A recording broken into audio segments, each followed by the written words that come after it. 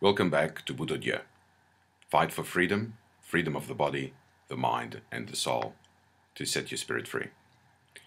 In this presentation, we will talk about power of words, or the power that words hold. This presentation is more of an answer to some of the questions that have been posed.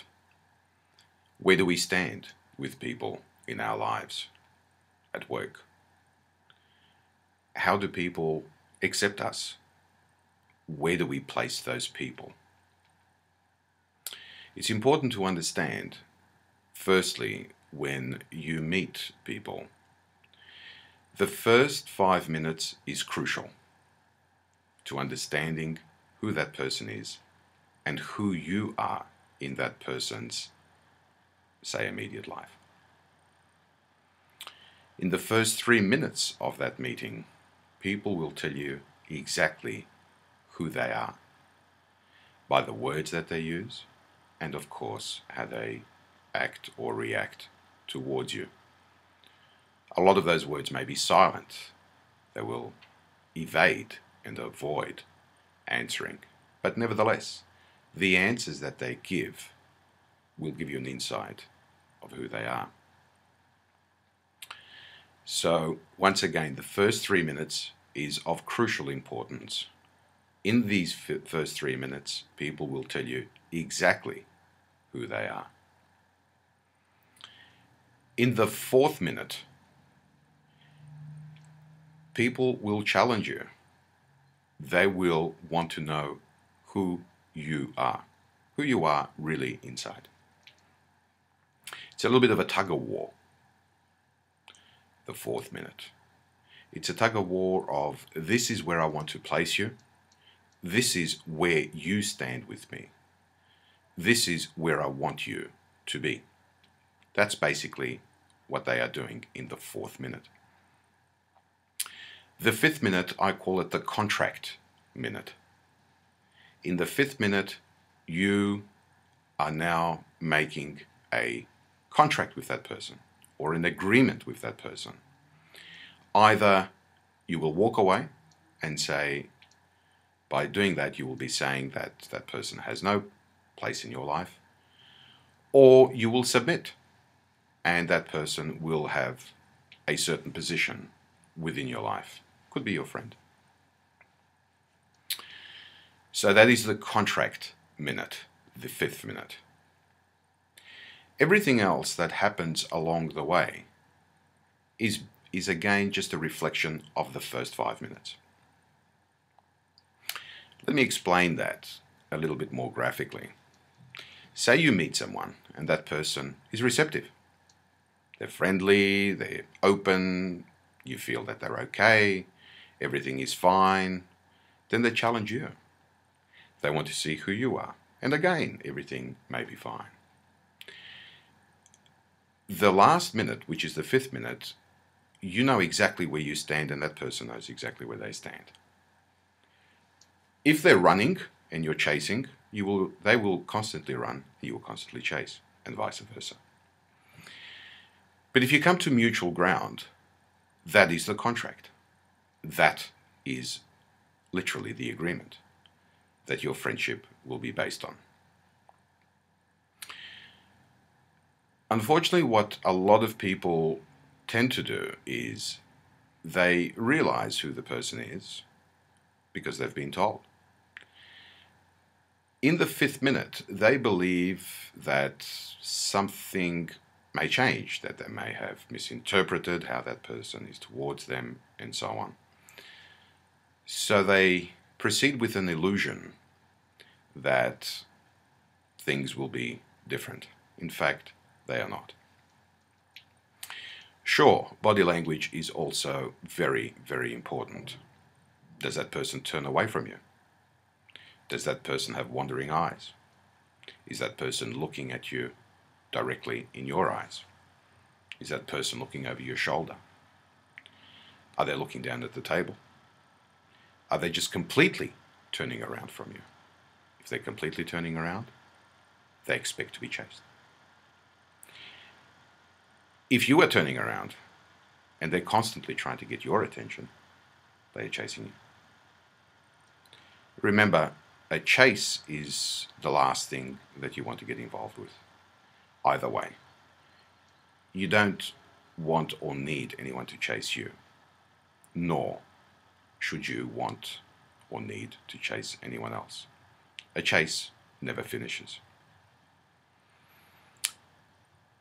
The power of words, as they say, first there was the word. People will say exactly what they mean. Sure, you may misinterpret what they're saying. They may not be that verbal in their expressions, but listen to the words. The words that they say about themselves are true. The words that they say about you are true. That's how simple it is. There is nothing difficult about understanding people. Body language, verbal words need to combine. Hence, you will understand what that person is doing and saying. What I mean by that is, if a person says, for argument's sake, I don't drink, I never drink, and somewhere along the line, they start drinking. In other words, what they're really saying is, this is who I want to be, but in real action, this is who I am. It's not a difficult thing. You can see that every single day. People will say what they want to believe and what they want to be, and they may do things completely in the opposite direction. That is who they are. You may have experienced that, say at work. People will say, I don't like to gossip, I don't like to talk about anyone, but you know John down there or Mary said this and said that and so on. So what they're doing is they're not really lying. What they're saying is, I don't want people to talk about me. I don't like gossip, but I will gossip about others, because all of a sudden then it's not about me. They don't have a right to gossip about me, but I somehow have a right to gossip about them. That's what I mean by the physical, if you like, and the mental coming together as one, as a wholesome person. How do we judge our friends? We don't need to judge anyone, we just need to see. In our previous presentation on enlightenment, we spoke about different levels of enlightenment. Enlightenment starts from the first steps. It is opening your eyes, it is turning on the lights, seeing things as they are, not as we perhaps may wish them to be. Your friends will tell you where you stand with them. They will show you how they are towards you. If they gossip about you, that's the way it's going to remain. Things aren't going to change. So, perhaps an answer to the questions that have been posed: how do you know whether you're in a solid and healthy relationship? Basically, it's two things. Listen to what people say and look at what they do. The two must be parallel. If they are not, they are literally telling you how they want or wish that they were, or they want or demand you to be. But if they do something different, then that's them.